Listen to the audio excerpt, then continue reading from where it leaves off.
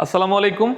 বর্তমান যে লোডশেডিং পরিস্থিতি, এটা কিন্তু বাংলাদেশের প্রত্যেকটা এলাকাতে প্রত্যেকটা অঞ্চলেই হচ্ছে। এটা বাংলাদেশের জন্য একটা বিপর্যয় বলা যায়। তো এই লোডশেডিং পরিস্থিতিতে আমাদের গ্রাহক সাধারণ যারা আছে, তারা কিন্তু অধিকাংশই মনে করছে যারা বিদ্যুৎ সাপ্লাই দেয়, যেমন পল্লী বিদ্যুৎ, তো বিদ্যুৎ যারা সাপ্লাই দেয় তারাই হয়তো লোডশেডিংয়ের মূল হতো। আসলে এমন না। লোডশেডিংটা কেন হচ্ছে এটা আপনারা না জেনেই শুধুই আমাদেরকে বলছেন, আমাদেরকে গালিগালাজ করছেন, আসলে এগুলো ঠিক না। তো লোডশেডিংটা কেন হচ্ছে সেটা আমি আপনাদেরকে একটু ধারণা দেওয়ার চেষ্টা করব। আশা করি সবাই ধৈর্য ধরে ভিডিওটা দেখবেন। তো আমি একটু স্কেচ করে আপনাদের দেখানোর চেষ্টা করব। তো যদি এটা আমার অফিস হয়, এটা যদি আমার পল্লী বিদ্যুৎ অফিস হয়, তো এই পল্লী বিদ্যুৎ তো আর বিদ্যুৎ তৈরি করছে না, পল্লী বিদ্যুৎকে বিদ্যুৎ দিচ্ছে হচ্ছে গ্রিড। তো এটা যদি গ্রিড হয়, গ্রিডও তো আর নিজেও তো আর বিদ্যুৎ উৎপাদন করছে না। তো গ্রিড কোথায় পাচ্ছে বিদ্যুৎ? গ্রিডকে ধরেন আমি বোঝার সাথে আরও কয়েকটা স্কিপ করলাম। তো গ্রিডকে বিদ্যুৎ উৎপাদন করে দিচ্ছে ধরেন যে পায়রা বিদ্যুৎ উৎপাদন কেন্দ্র, তারপরে আরও যদি বলা যায় রামপাল, আরও মাতারবাড়ি। তো এইগুলা হচ্ছে বিদ্যুৎ উৎপাদন কেন্দ্র, এখানে বিদ্যুৎ তৈরি করা হয়। তো এই বিদ্যুৎ এরা যে তৈরি করছে, এরা আবার এখানে আপনার জ্বালানি ব্যবহার করে, যেমন ধরেন কয়লা, তেল, এগুলা ব্যবহার করে এখানে বিদ্যুৎ ওনারা উৎপাদন করছে।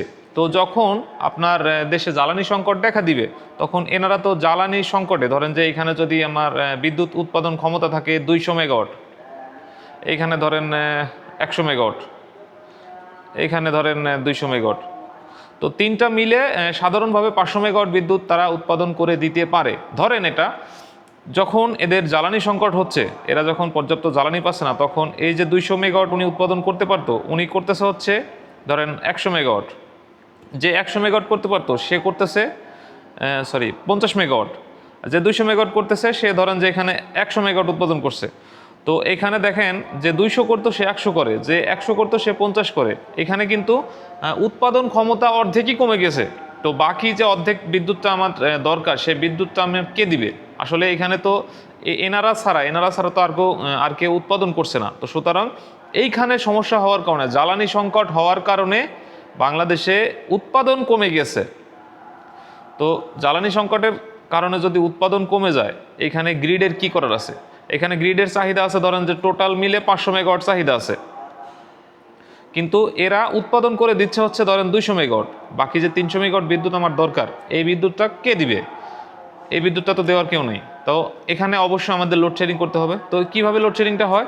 যখন এই গ্রিডের দরকার 500 মেগাওয়াট, গ্রিড পাচ্ছে 200 মেগাওয়াট, বাকি 300 মেগাওয়াট বিদ্যুৎ তো গ্রিডের কাছে নাই, তখন গ্রিড বলছে ভাই, গ্রিড অফিসকে, পল্লী বিদ্যুৎ অফিসকে বলছে ভাই যে তোমার দরকার 500 মেগাওয়াট, আমার কাছে আছে 200 মেগাওয়াট, তো বাকি 300 মেগাওয়াট তুমি লোডশেডিং করো ভাই, আমার কাছে বিদ্যুৎ নাই, তুমি বাকি 300 মেগাওয়াট লোডশেডিং করো 200 মেগাওয়াট সাপ্লাই দিয়ে। তো যখনই এরকম 200 মেগাওয়াটের সাপ্লাই দিতে আমাকে বলা হবে, তখন আমি কিভাবে চালাবো বলেন? তখন আমাদের এখানে যতগুলো লাইন আছে অধিকাংশ লাইন বন্ধ করে কিছু লাইন চালু রাখতে হবে। এভাবে ঘুরাই ঘুরাই আপনার লোডশেডিং মোকাবেলা করতে হবে। তো এক্ষেত্রে আপনারা যদি আমাদের দোষারোপ করেন যে আমরাই সব হতা, আমরাই সব কিছু করছি, তাহলে তো ভাই সম্ভব না। আমি আপনাদের দেখানোর চেষ্টা করছি, ভুলভ্রান্তি মাফ করবেন।